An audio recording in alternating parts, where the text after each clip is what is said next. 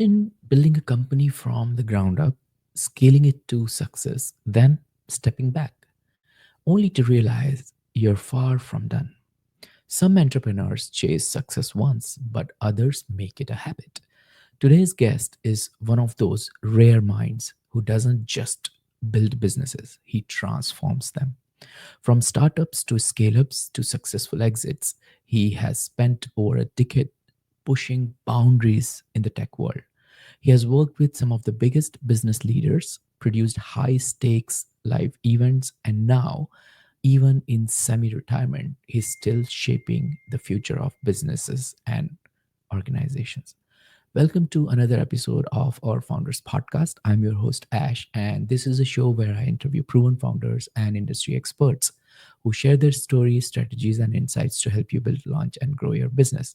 In this episode, we'll be talking with Richard. Richard, welcome to the show. Yeah, thanks for having me. Great stuff. Do you have a favorite quote, something that inspires or motivates you that you would like to share with our audience? Um, I don't have a quote as such that I work towards, but I think I'm always really passionate about self-improvement and learning and pushing the boundaries. I think, Mhm. I firmly believe there's always a better way. Um, we just haven't found it yet. So I think, I guess my message would be don't ever sit on your laurels. Don't ever think you've got the perfect business or the perfect product. There's always something you can do to make it better. Great stuff. Great stuff. So, Richard, on our podcast, there's a lot of people who are still into 9 to 5. They're struggling to get out of it, but they dream about it every day. And there are people who are in their journey where they started the startup and going through this ups and downs and the sea waves and struggling to fight back. You have done quite a lot of these. You have navigated through these situations yourself in the past. You have worked with some of the world's top business leaders. um, let's start from there. um, what's a leadership trait you have seen in being in different positions uh, that is usually shared by the successful founders? Yeah, I think being really receptive to ideas and always developing yourself and um, your business is really important. So, like, constantly taking on ideas from those around you, I think, and not having a mindset that your way is best is Hmm. how the leadership style I prefer, but also how I've seen leaders in really large organizations thrive. I've worked with leaders in a lot of different organizations, streaming internal communication events, and I find the ones that really manage to motivate their people are the most effective. Hmm. And typically, motivating people is about listening and about understanding and about adapting your style. It's seldom these days about dictating. And I think that's what I would say is probably the winning stroke for large businesses, for leaders in large businesses. I think coming back to your point around the challenges of starting up um, and founding your own business, I think that's probably a mindset thing as much as anything. Hmm. Um, I think it took me quite a long time to take that leap. I'd been working in businesses and worked my way up to like senior management team in businesses, and that was great. But I think even though I was looking after the P&L for my own team at one point, it still felt like, well, I couldn't have my own business. And Hmm. actually, I then started to realise that actually being an employee isn't actually that secure. And I think Hmm. sometimes um, one of the scary things about founding a business and working for yourself and scaling a business is that you don't have a paycheck at the end of the month, every month Hmm. guaranteed. But actually, I think what I really noticed was that, your paycheck's never really guaranteed next month. It maybe is this month, but Hmm. actually, most businesses can get rid of you on a month or two, 1 or 2 months notice, and then your income's gone. Hmm. So actually, you're not that much more secure than kind of making your You own think? destiny. Hmm. And I think that took me quite a long time to understand that. And I Hmm. started to realize that actually the type of technology company I had, and clients would potentially sign up for a year's worth of work in advance. Not Mm, necessarily in advance, but that work would be secure. So I mm, actually started to, and it took quite a while to get my mindset around it. I actually started to get my mindset around the fact that actually maybe this is more secure because I've just signed a year's contract with a client, mm, and actually, the current business I'm working for might disappear in a month. mm, This role might disappear in a month, whereas I know I've got this confirmed work for a year. mm, I think it's maybe about like repositioning that mindset, and taking a calculated risk. I took a risk knowing that I'd probably be able to secure a couple of clients and contacts I had that would sign up for a long, a 12-month period. I think if I'd been coming out with no plan at all and just hitting the phones, that would have been really scary. I did hit the phones, mm. but um, yeah. So I think that's probably one of the big barriers for found. Got it. Got it. And it's an interesting fact you mentioned that being an employee is not that safe as it feels. It's a mindset thing. Would you go back into your recent past and share an inspiring journey you have taken from, let's say, for example, back in the days when you were working for someone as an employee, and then what kind of opportunity you came across, or what sort of struggles you went through to grab this opportunity, which let you take this calculated risk, as you mentioned, and you jump from an employee to an employer mindset. And then our listeners would love to hear that story. Yeah, it took quite a long time for me to make that Mhm. decision. I think as I said, had been working in a senior leadership team. The direction of that business was changing, and was going down a much more cheapening of the product, which I didn't really agree with. And there's some other challenges in that business that I felt I would do differently, but weren't in my control to change. And so I made the decision that I'd probably start my own business, and it meant we could be a little bit nicer to clients and be a bit more lenient and work with clients more collaboratively, rather than Mhm. it being much more of like a sausage machine, like wheel turning type of business. And I felt that I'd probably be able to secure some clients for maybe a 12-month contract or something, which would give me quite a bit of security, and pay the salary that I was on at least. So so I formulated that idea while I was off work. I was off work for quite a while. I had some bowel surgery. Mhm. So I was off work for about 6 weeks, and it was kind of in that period that it became quite clear that it was um, this was an opportunity to do something different, Mhm. and an opportunity to realign myself as working much more collaboratively with clients, potentially earn a bit more and work a bit less. And really, it started as a bit of a lifestyle business was the idea. I've Mhm. always been quite a driven person, so it quickly became not a lifestyle business. I launched a website, um, and then started to get inbound inquiries, and those inbound inquiries started to flourish. I was a little bit paranoid at the time about money, so I would work any inbound inquiry that came in, even if it wasn't a direct fit for exactly where I wanted the business to go. I would Mhm. work it and then sold some clients. While I was still an employee, I had a digital events platform developed with a freelancer that I found Mhm. online, invested like a five-figure sum into that, which was really scary, which was savings that I built up over many years.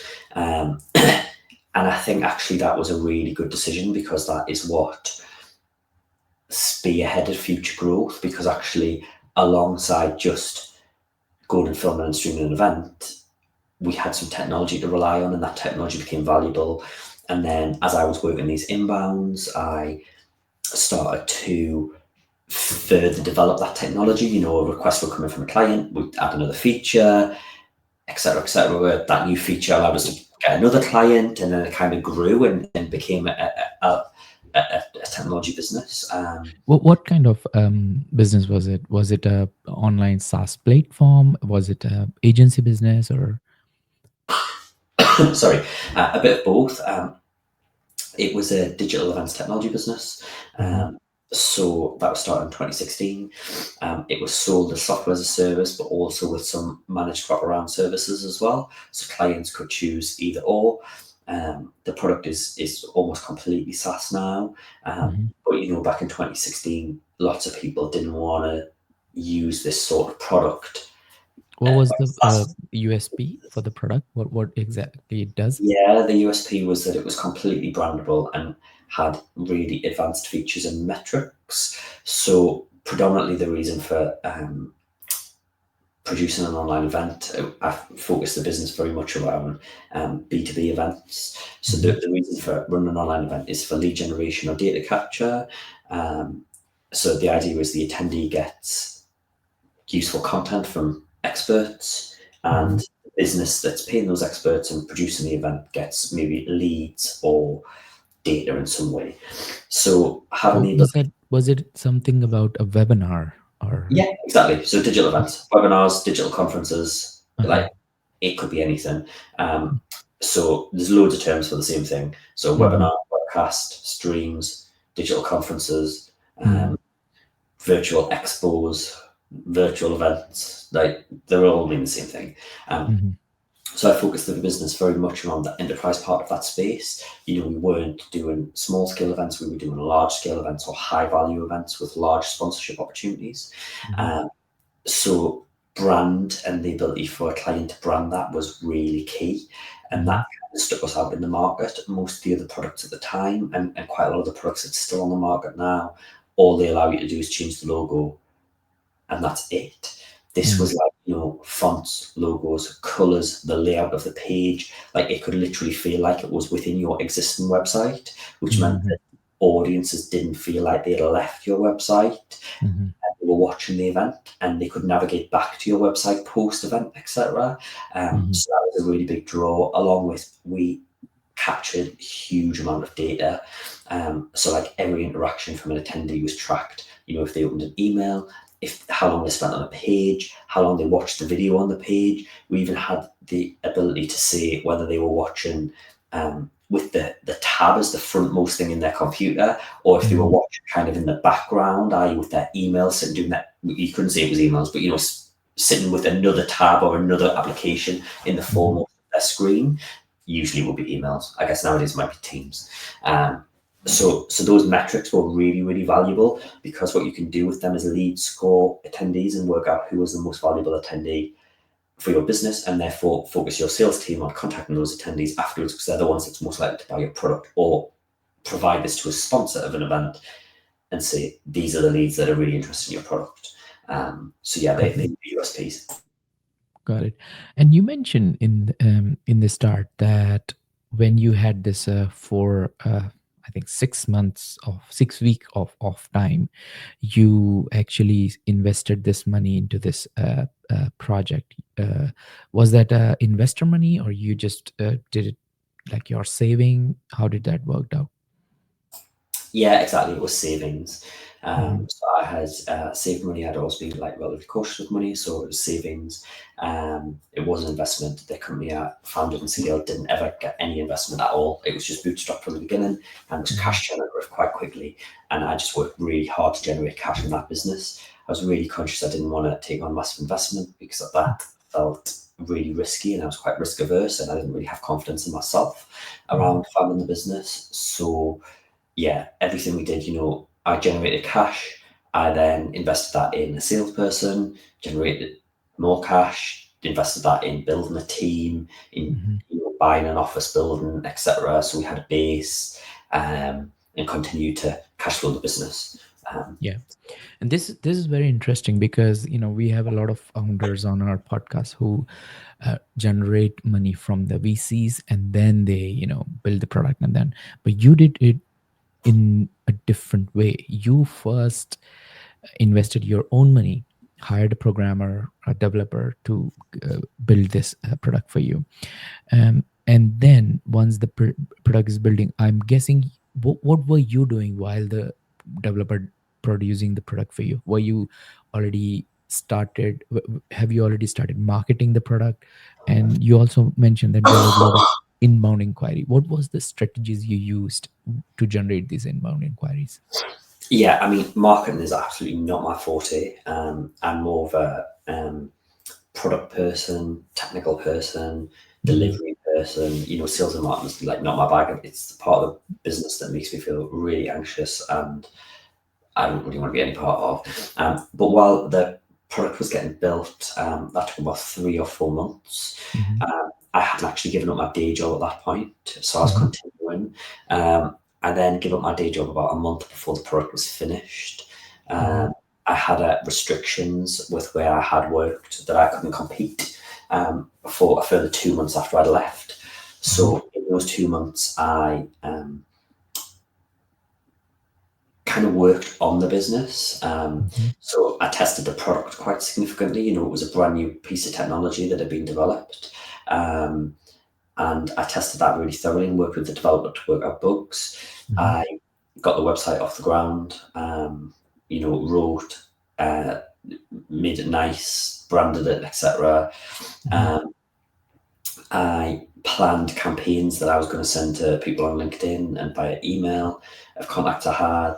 And I planned a kind of hit list of people that I knew were running these types of events that I would contact. Mhm. And I kind of like hit the ground as quickly as possible after those 2 months went. Um, but yeah, they were quite unsettling. You've lost your income, but you can't work essentially. So it was Yeah. quite um, unsettling in that period.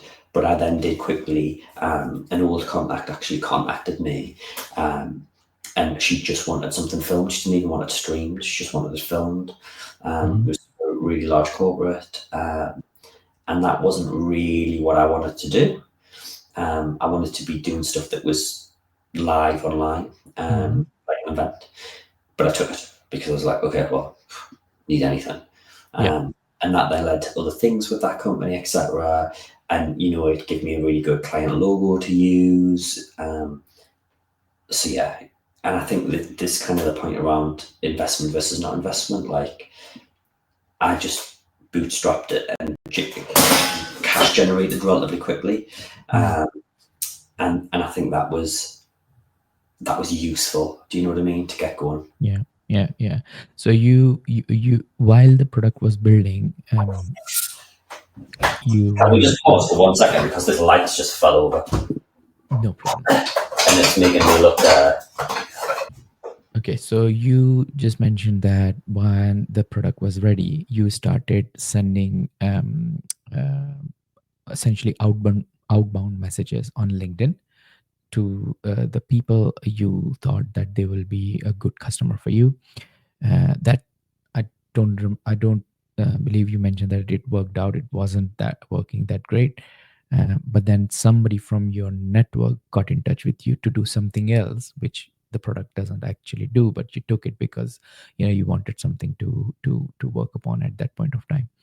What was the point, or what was the stage when you started getting inbound leads, and where it is actually coming from? Yeah, so inbound leads start coming from the website. Mm-hmm. I think I was really lucky on that. Probably the product was a bit niche at that point in time. Mm-hmm. Um, so, when people were searching for webinars on a webcast platform, there probably wasn't that many globally. I'd obviously unwittingly wrote some really good SEO content for the website that I didn't really know because, I have no training in that. But I guess I was quite knowledgeable on the market and the product. So Mm-hmm. maybe, just writing stuff that was knowledgeable, I've heard is really good for SEO, so probably was. So I started getting inbounds from that. So you said your colleague wrote that content, or you wrote it? I wrote it. You wrote it. Okay, great stuff. And then started ranking on your website, and you started getting the leads.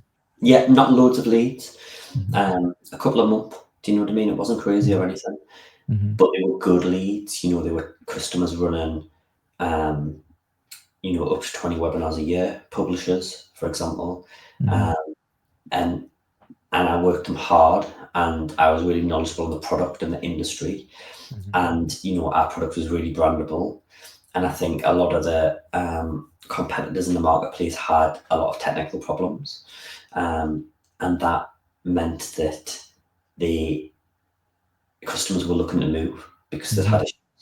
And I'll be honest, like we started selling webinars. The platform wasn't really built for webinars at first. It was built for streaming of conferences where you go with a camera and film and stream it.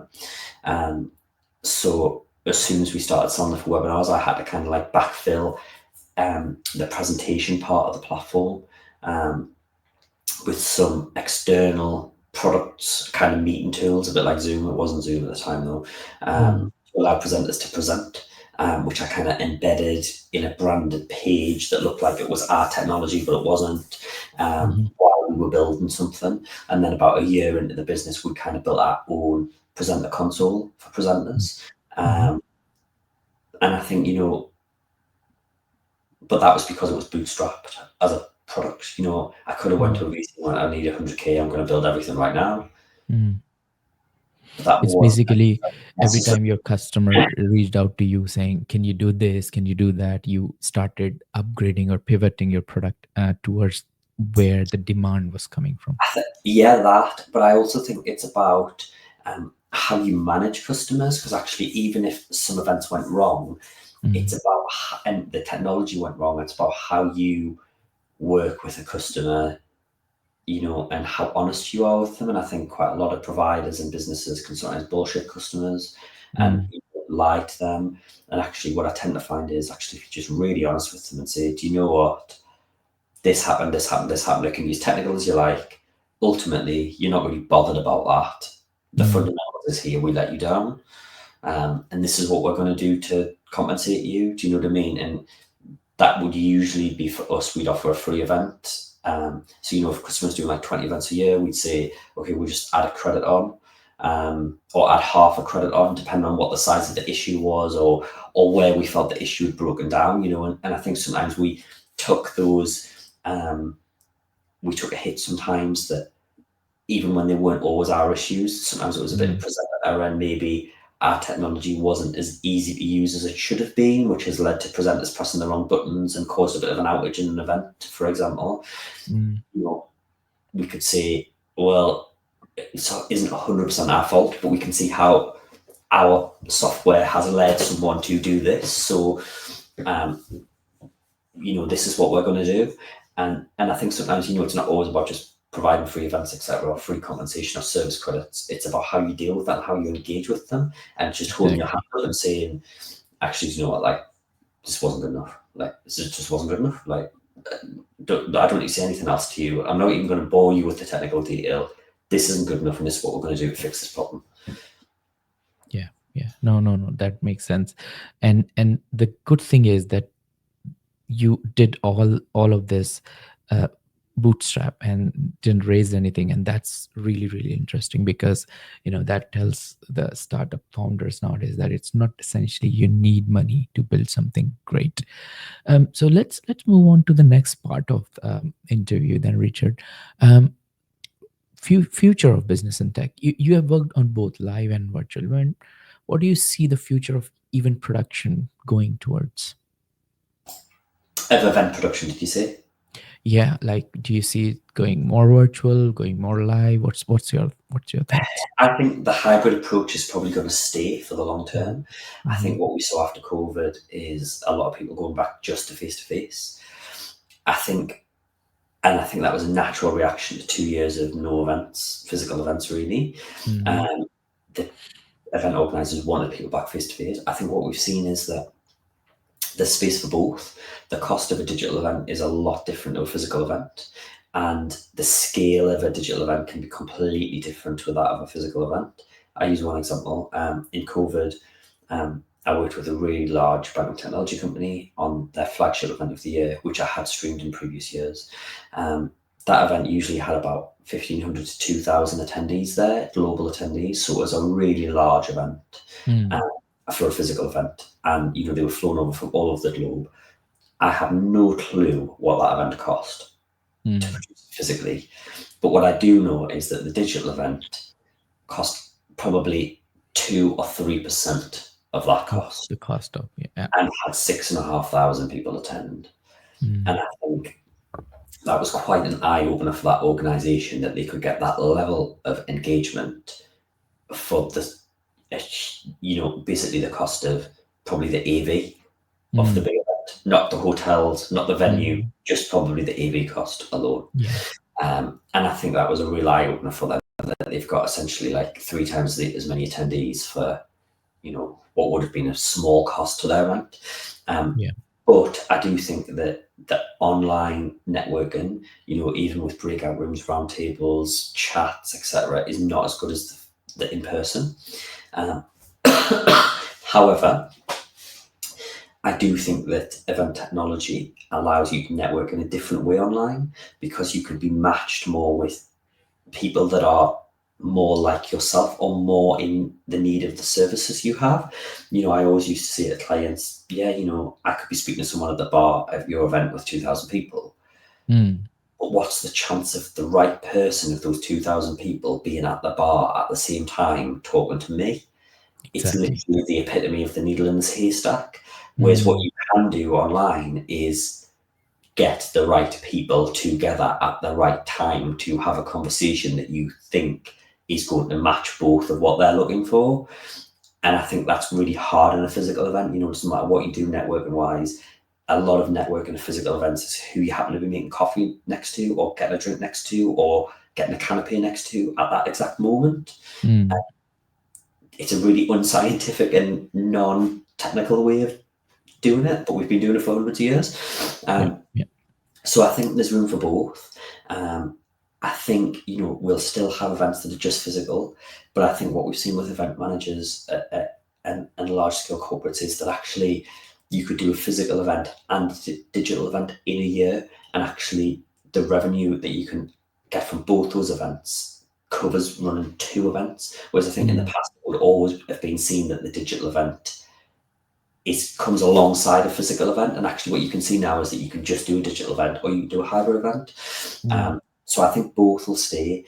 And I think it depends on the audience as well. What we see a lot in the UK around mid-level managers and mid-level people in organisations is the travel budgets are really cut now, and organisations are not sending people away for work as much. But if you're aiming to sell to the CEO of a big bank, a physical event's still going to work, because they're going to have the travel budget to go wherever they want in the world to attend whatever event they want. So I think it really depends on who you're targeting. Like if you're targeting massive C-level executive for 200 companies, NASDAQ companies, physical events are still going to work if you can get those attendees there because they're so busy. But if you're focusing on, I don't know, say local authorities in the UK, you're going to struggle to get them to attend because their travel budgets are so tight now, and therefore digital events work. I do some work still for the Department of the Ministry of Justice, and they've moved a couple of their conferences only online now. And the reason for that is that they predominantly work with local authorities, and local authorities just cannot send the attendees. Like, they just can't fund the attendees to go. So, it's not that they don't have the budget to do a physical event anymore. It's not that they're motivated by saving money doing just a digital event. It's about they're not going to get 700 people attend in person. They might get 100. So actually, it's just about the reach for them. They can afford to do a physical event, but they can't afford to fund everyone to travel, because that will come from the individual's organisation. I think that's where we're seeing people adopt different strategies for events now. And you see AI is changing every industry right now, right? How do you think it will impact the way we do business in the event industry in the next 5 years? Technology or AI, did you say? AI. Basically, it's hitting every industry. Yeah, so I think we're already seeing AI make a massive difference in what you would potentially spend on a large-scale creative team and producer team coming up with content and content ideas for your event. So you're doing a 2-day congress with 2 tracks. What you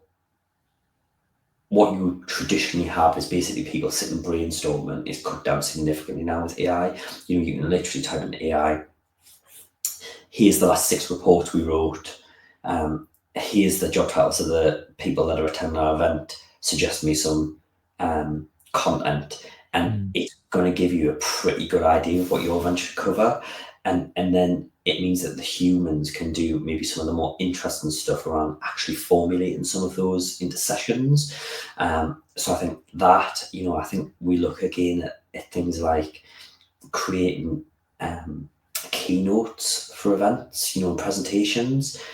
Like, they can be done with AI now almost instantly, and they're branded well, they look great, visual aids are added, and I think that would traditionally be an entire industry. And I'm not saying people are using it to write speeches, which obviously people are, and I'm not saying you should use it to write speeches, but I think you can use it to enhance, and to also to enhance. You can write a speech and then get it to produce, say, the slide content for your speech. You can Mm. get a scripted fireside talk, for example, with key points. So I think there's a huge amount that AI is doing. I know certainly the business I used to be involved with, StreamGo, they use AI now to provide FAQs post-event. So as soon as a webinar ends, within like 2 minutes, FAQs of the event are provided for attendees. So if you've attended late, you can see like the key questions that were asked and the answers. Mm. They provide event summary articles now for journalists straight after an event is finished, which means that a journalist doesn't have to sit and watch an event and write an article for half a day. They can literally pretty much copy and paste that, the key summary and Summary outcomes from the from event. the digital Yeah. event almost instantly. So I think there's quite a lot of things that it's changed. We can use AI and machine learning to match make attendees with one another to make sure they get the right person meets the right connection at an event Mm. based on their job titles, their industries, their likes, their dislikes, where they are in their career, etc. And I think that's really powerful. Uh, Mm. that we couldn't have done before. That would have literally been a team of people trying to say, well, Richard should be matched with Ash because they've both on a podcast, they've both been in business, this is probably a good match for them. But that's Mm. a huge amount of work. Whereas Yes. actually with AI, that can be done in seconds. Yeah. Um, Yeah. That's yeah. I totally see that.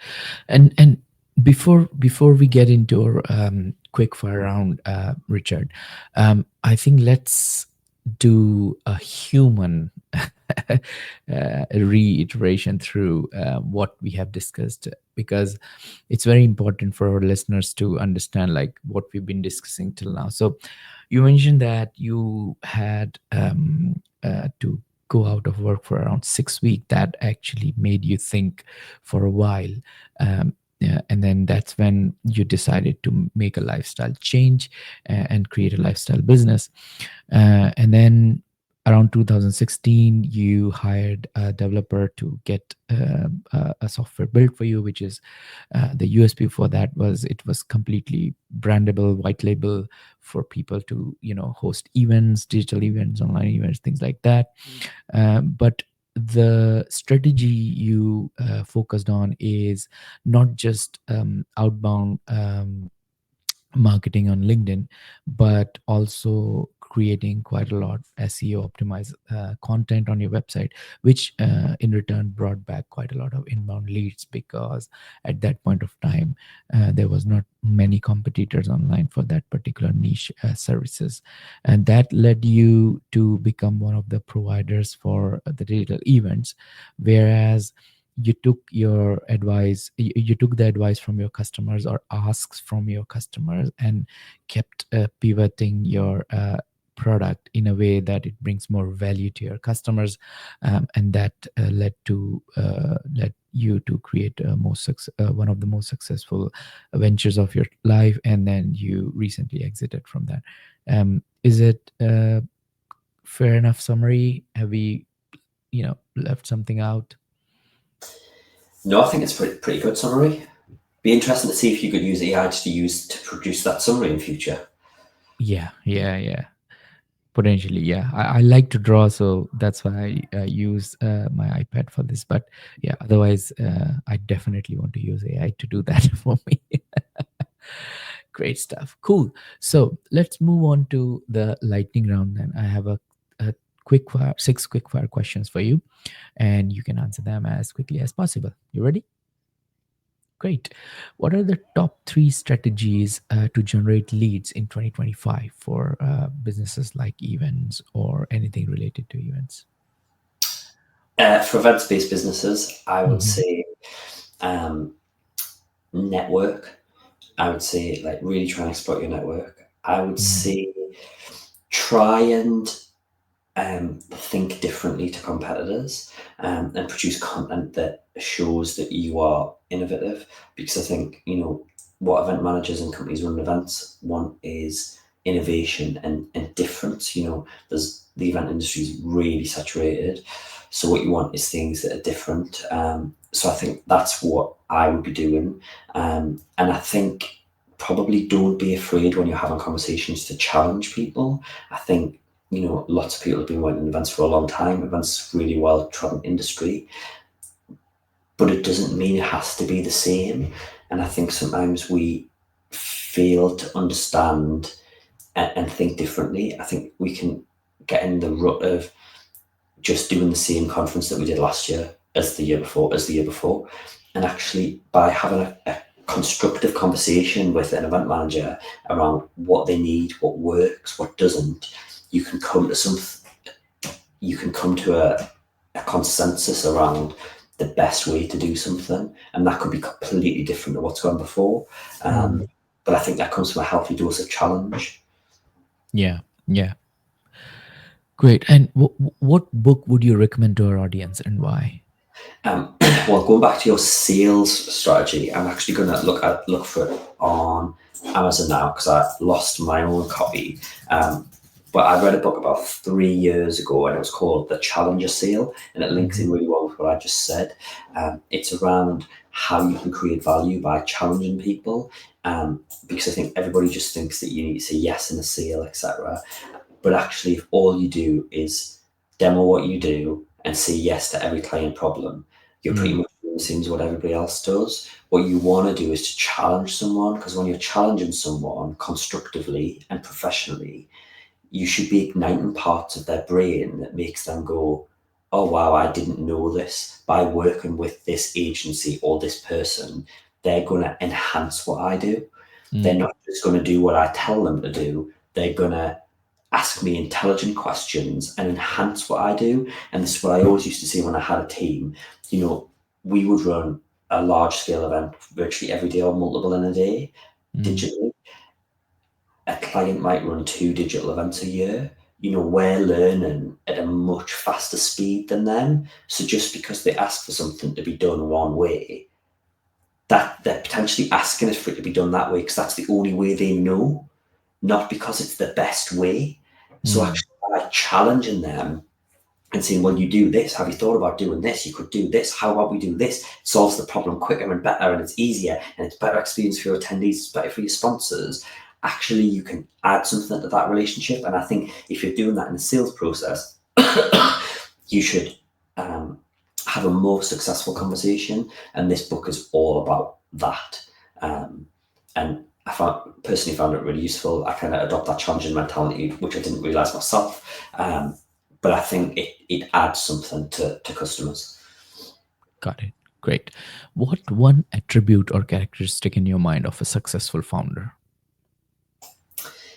I would say adaptability. I think you need to be really adaptable as a founder. You Mm. need to be able to adapt the way you speak to customers, the way you lead a team. You need to be able to adapt your mindset quickly to challenges and to different problems. You Mm. need to adapt your product and your entire business and pivot the business or the product around the industry or the market that changes. So I think you have to be really adaptable and resourceful as a leader, and constantly challenging yourself and let others challenge around you that the path you're on is right. Because just because the path was right last month or last year doesn't mean it's still right now. Yeah. And I think that can be really hard. People sometimes go, okay, let's go into a strategy session. Right, this is the right strategy, we're on it. But actually, this is the right strategy maybe today. But business can change really fast. We've seen that, especially with COVID and other instances in the last few years, things can change really quickly. And it's Mm. about adapting and pivoting quickly, but also intelligently. Interesting. What's your favorite personal productivity tool or habit? Yeah, for me, I'm not great with lists, I'll be honest. I'm pretty much an all in my head person, which is not amazing. But what I am really good at is um, multitasking and segmenting my time. So I'm really good at just getting my head down and working through a pile of stuff. And I think that's really important. And I think it's really important to segment your day. So what I started doing about probably 15 years ago now, when I moved into a role that was very, very conference call orientated, was I would challenge whether we needed to have meetings, because obviously sometimes there's a bit of meetings about meetings, even with clients, even internally, etc. But I became really strict around having a half day every day that didn't have meetings in it. And the purpose of that was that I could sit down and either think or work on some of the stuff I was doing, or work on some of the product and write product roadmaps, or whatever it was I needed to do. But what I had found was, if I was doing a half an hour, then I had a half an hour gap, then another half an hour call, actually you couldn't get in the headspace to work effectively. And I'm pretty good at multitasking, I must say, but some pieces of work are longer form pieces of work. So I was really strict on that, and have been stricter and less stricter at different points in my career on that. If a client, say, at one point I was doing only afternoons were going to be my kind of productive time, I guess. But then if you're working with clients in the US, I'm obviously in the UK, they don't wake up until the afternoon, so that doesn't really work. So I'm happy to switch it around, but so long as I kept some time. And then in fairness, as the company scaled really significantly, really quickly in COVID, I became a little bit less strict on my time, but that meant that some of my productivity stuff and accuracy had reduced. So I think, think about it. I also journal. So, at the end of the week, reflect, what could you do differently next week? What's been the challenge this week? And if that is around too many meetings or productivity, you need to think about how you do that and make a change coming up, because you can't just continue on the same hamster wheel all the time. Sure. I also personally adopted a 4-day week and rolled that out in the company I had. And I found that did actually make me more productive. And I think, so I used to have a Friday off. It's not to say having a Friday off was off, but I think it meant it gave me space, even if I was just doing chores or going Asda or whatever, to think in a non-business setting. Do you know what I mean? And to reflect on the week. And so if you can do it, I think that is a really valuable thing to do, because it gives you space to reflect, and reflection is really valuable. Got it. Okay. Next is, what's a new or a crazy business idea you would love to pursue if you had time? Gosh, following what's happened this week, I'd really love to start my own AI chatbot company, because by the sounds of it, you can do it pretty cheaply now with what China's just done with their new AI tools. So I'd probably love to do that. Yeah, I was thinking about that only yesterday. I was like, wow, gosh, anyone could do this now. You don't need $500 million anymore, or $1 billion to do this. You can do this almost on a shoestring. And that was quite exciting. Yeah. Okay, great. And what an interesting or fun fact about you that most people don't know? I always say to people I'm like a really, really boring person. But I think probably an interesting fact is, see what I mean? I'm a really boring person. Probably that I founded a business from nothing, also came from a very working class family that were on benefits when I was a kid, in social housing. And I think people, me included, before I founded a business, can sometimes think that you need to come from entrepreneurs or business owners or middle classes to found a business. And I firmly believe it's not the case. I really believe in social mobility in the country. And sometimes it comes down to having a good idea, but just applying yourself and working really hard. Yeah. And I think, if you work really hard, you don't always get success, but a lot of the time you do. Mm. And if you work smart, you do. And if you Yeah. question and have an inquisitive mind. Got it. Richard, thank you so much for joining me and sharing your story and packing some really good tips today. If people want to get in touch with you or check out check out what you're doing right now, what's the best way to do it? Yeah, so you can search for me on LinkedIn, Richard Lee. I'll be honest, it's the most common name under the sun, so you probably Mhm. struggle to find me. Or you can contact me through my website, which is richard-lee.co.uk. Mhm. I work with a range of charities, startups, and scale-ups now to advise them on scaling and kind of challenge their ideas and their scale-up journey. But yeah, so richard-lee.co.uk is probably the best place. If you can find me on LinkedIn, gold medal to you, because there's probably about 500 Richard Lees on there. But Yeah, feel free and to I add me. share that feeling. So yeah. Richard, thank you so much for joining us today and sharing your inspiring journey and impactful work you're doing by helping startups and charities. It's been an absolute pleasure having you on Founders Podcast. Cool. Thanks for having me. Sorry for the coughing, everyone. Got a bit of a cold, but thank you. Not a problem.